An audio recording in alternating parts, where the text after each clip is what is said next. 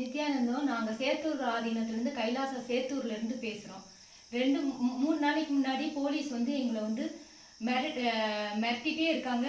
அவங்க வந்து நிறையா ஆட்களோடு வந்து மிரட்டிகிட்டே இருக்காங்க. நாங்கள் இந்த இடத்த வந்து காலி பண்ணணும்னு சொல்லிட்டு நாங்கள் வந்து இன்னமும் வந்து கைலாச சேத்தூர்லேருந்து தான் அங்கேருந்து தான் உங்களுக்கு எல்லாத்துக்கும் பேசிகிட்டு இருக்கோம்.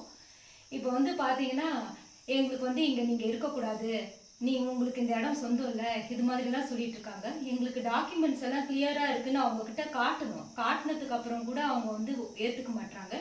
இன்னொன்று, கைலாசா சேத்தூரில் வந்து நாங்கள் இங்கே உட்காந்து எங்களோட பூஜை இதெல்லாம் தினமும் பூஜை இதெல்லாம் செஞ்சுட்டு இருக்கோம்.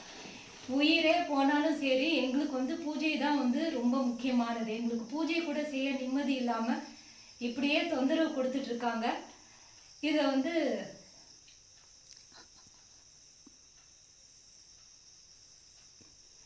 இதெல்லாம் இந்த கண்டிப்பாக எங்களுக்கு வந்து தர்மத்துக்காக நிற்கிற எங்களுக்கு வந்து கண்டிப்பாக வந்து தர்மத்துக்காக நாங்கள் நிற்கிறோம்.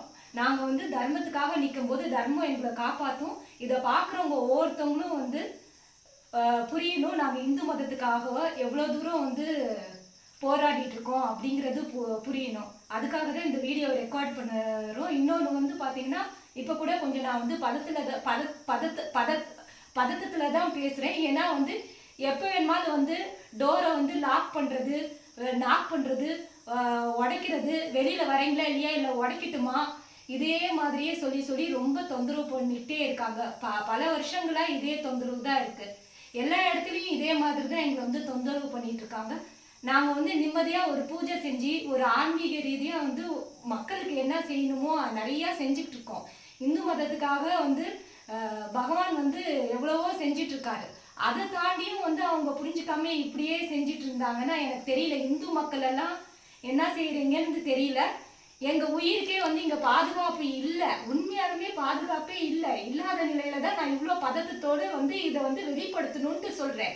நாளைக்கு எனக்கு ஏதாச்சும் ஆனா கூட இந்த போலீஸ்காரங்க இல்லை அவங்க கூட்டிட்டு வர குண்டாசு இல்லை கணேஷ் அவங்க கூட்டிட்டு வர குண்டாசுனால என் உயிருக்கு ஏதாச்சும் ஆணிச்சுனா கூட நான் கவலைப்பட மாட்டேன். நான் தைரியமா பகவானோட பாதத்துல சமர்ப்பிச்சுட்டு இந்து மதத்துக்காக நான் வாழ்ந்தேங்கிற திருப்தியோட போய் சேர்ந்துருவேன். இன்னமும் இந்து மதம் விழிக்கலைன்னா, ஏற்கனவே இந்து மதம் விழிப்படையாததுனால இந்தியாவுக்கு வந்து குருவே இல்லாம போயிட்டாங்க. எனக்கு தெரிஞ்ச அளவுக்கு நான் சன்னியாசம் வாங்கியிருக்கேன். எனக்கு சாமிஜி தான் வந்து ஒரே ஒரு குரு, வேற யாரும் கிடையாது. அப்படி இருக்கும்போது குருவை இழந்துட்டு வாழ்றதுங்கிறது எவ்வளவு பெரிய வேதனைன்னு உங்களுக்கு தெரியுமா? எவ்வளவு வலிக்குது தெரியுமா? குரு இல்லாத நாடு இருண்டு போயிடும். இது வந்து உங்களுக்கு புரியவே புரியாது. ஏற்கனவே இருட்டுல தான் இருந்துட்டு இருக்கோம். உங்களால விழிப்படைய